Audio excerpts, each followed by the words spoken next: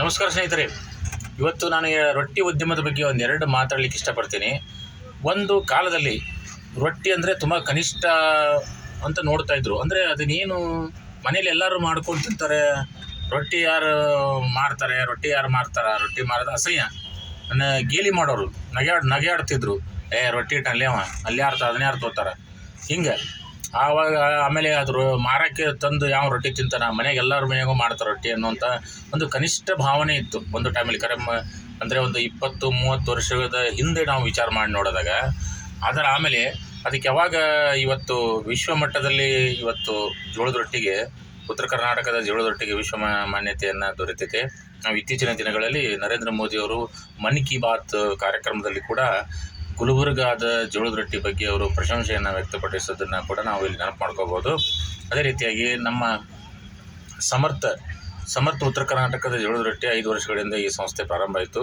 ಇದು ಮುಳುಗುಂದದಲ್ಲಿದೆ. ಇದು 5 ಜನ ಎಂಟರ್ಪ್ರೈನರ್ ಅಂತ ನಾವು ಕರಿಬೋದು, ಪ್ರವರ್ತಕರು ಅಂತ ನಾವೇನು ಕರಿತೀವಿ, ಅವರಿಂದ ಇದು ಆರಂಭ ಆಯಿತು. ಆಮೇಲೆ ಅವರು ಮಹತ್ವಾಕಾಂಕ್ಷೆಗಳು ಉಳ್ಳಂಥ ಪಾಲುದಾರರು ಆಗಿದ್ದಾರೆ. ಮತ್ತು ಇದನ್ನು ಅವರು ಒಂದೇನೋ ಸೇವಾಭಾವನೆ ಮನೋಭಾವನೆ ಇರೋದ್ರಿಂದಲೇ ಈ ಉದ್ಯಮಕ್ಕೆ ಒಂದು ಮಹತ್ವ ಬಂದಿದೆ, ಒಂದು ಕ್ಲಿಕ್ ಆಗಿದೆ ಅಂತ ನಾವೇನು ಹೇಳ್ತೀವಲ್ಲ.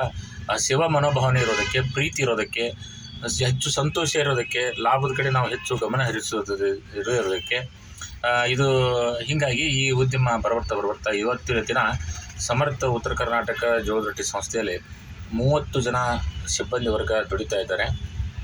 ಎಲ್ಲರಿಗೂ ಇವತ್ತದು ಅನ್ನ ಕೊಟ್ಟಿದೆ. ಎಲ್ಲರೂ ತೃಪ್ತ ಭಾವದಿಂದಾರೆ. ಬಡವರಿದ್ದಾರೆ ಇಲ್ಲಿ. ಒಂದು ರೊಟ್ಟಿಯಿಂದನೇ ಬದುಕು ಕಟ್ಕೋಬೋದಪ್ಪ, ಜೀವನ ಮಾಡ್ಬೋದು ಅನ್ನೋದನ್ನು ಜೋಳದ ರೊಟ್ಟಿ ತೋರಿಸಿಕೊಟ್ಟಿದೆ. ಹಾಗೆಯೇ ನಮ್ಮ ಸಮರ್ಥ ರೊಟ್ಟಿಯನ್ನು ಅಮೇರಿಕಾ 7 ಸಾಗರ ದಾಟಿ ಹೋಗಿದೆ. ಅಮೇರಿಕಕ್ಕೆಲ್ಲ ಕಳಿಸಿದ್ವಿ, ಲಂಡನ್ಗೆ ಹೋಗಿದೆ, ಅವು ದುಬೈಗೆ ಹೋಗಿದೆ. ಇನ್ನೂ ಬೇರೆ ಬೇರೆ ದೇಶದ ಕಳಿಸುವಂಥ ಒಂದು ಯೋಜನೆಯನ್ನು ನಾವು ಹಾಕ್ಕೊಂಡಿದ್ದೀವಿ.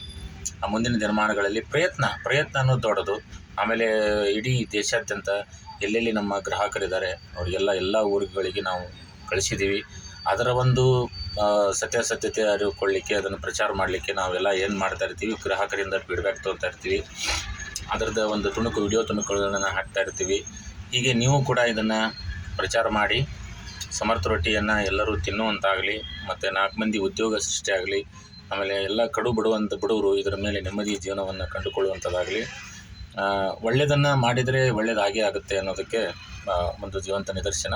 ಬಸವಣ್ಣವ್ರು ಹೇಳೋ ಹಾಗೆ ಕಾಕವೇ ಕೈಲಾಸ. ಅದೇನು ಯಾವುದೇ ಕೆಲಸ ಆಗಲಿ, ನಾವು ಒಂದು ಕನಿಷ್ಠ ಭಾವನೆ ಅಥವಾ ನಮಗೆ ಗಿಲ್ಟ್ ಇರಬಾರ್ದಂತ ನೋಡಿ. ಏನೇ ಕೆಲಸ ಮಾಡಬೇಕಾದ್ರೂ ಪ್ರಾಮಾಣಿಕವಾಗಿ ಮಾಡಬೇಕು. ಕಷ್ಟಪಟ್ಟು ತಿಂದರೆ ಯಾವ ಕೆಲಸ ಆದರೂ ಕೂಡ ಶ್ರದ್ಧಾ ಭಕ್ತಿಯಿಂದ ಮಾಡಿದರೂ ಕೂಡ ಅದು ನಮಗೆ ಒಲಿಯುತ್ತೆ.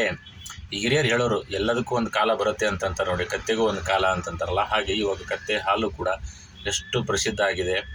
ಅದನ್ನು ಕೊಂಡುಕೊಳ್ಳುವಂಥ ವ್ಯಕ್ತಿ ಇದ್ದಾರೆ, ಕುಡಿಯೋರಂಥವ್ರು ಇದ್ದಾರೆ, ಅದನ್ನು ಬಳಕೆ ಮಾಡೋ ಜನ ಇದ್ದಾರೆ, ಅದನ್ನು ಅವ್ರು ಹೇಳೋದನ್ನು ನಂಬುತ್ತಾರೆ.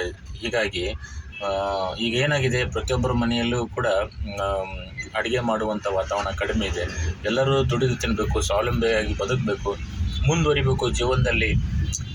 ಆ ಥರ ಒಂದು ಓಟದಲ್ಲಿದ್ದೀವಿ ನಾವು. ಪ್ರತಿಯೊಬ್ಬರು ಕೂಡ ಒಂದೊಂದು ಓಟದಲ್ಲಿದ್ದೀವಿ. ಹೀಗಾಗಿ ಅದನ್ನು ಯಾರೂ ನಾವು ಮನೆಯಲ್ಲಿ ಮಾಡುವಂಥ ಒಂದು ಕೆಲಸವನ್ನು ಕಡಿಮೆ ಆಗುತ್ತೆ ಅಂತಂದರೆ ಅದಕ್ಕೆ ಎಷ್ಟೇ ಹಣ ಆದರೂ ಕೂಡ ಅದನ್ನು ಖರ್ಚು ಮಾಡಿ ಅದನ್ನು ಪಡ್ಕೊಳ್ಳುವಂಥದ್ದು ಇದೆ.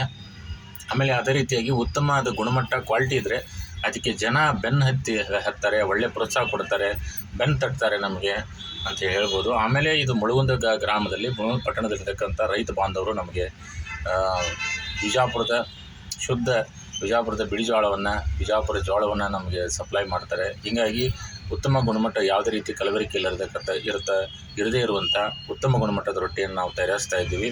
ಅದಕ್ಕೆ ನಾವು ಹೀಗೆ ಎಲ್ಲ ಒಂದು ಚಿಕ್ಕ ವಿಡಿಯೋ ಮಾಡಿ ಇದನ್ನು ಪ್ರಚಾರ ಮಾಡ್ತಾ ಇದ್ದೀವಿ.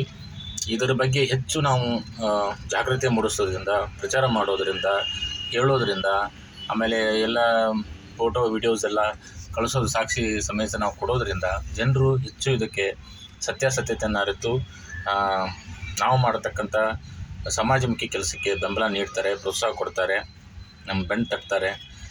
ಇನ್ನೂ ಇದು ಹೆಚ್ಚಿನ ಕೆಲಸ ಮಾಡಲಿಕ್ಕೆ ಪ್ರೇರಣೆ ಆಗ್ತಾರೆ ಅಂತ ಹೇಳ್ತಾ ನಾವು ಆಶೆ ವ್ಯಕ್ತಪಡಿಸ್ತೀವಿ. ನೀವೆಲ್ಲ ಇದನ್ನು ಸಪೋರ್ಟ್ ಮಾಡಿ ಅಂತ ಹೇಳ್ತಾ ನನ್ನ 2 ಮಾತನ್ನು ಮುಗಿಸುತ್ತೇನೆ.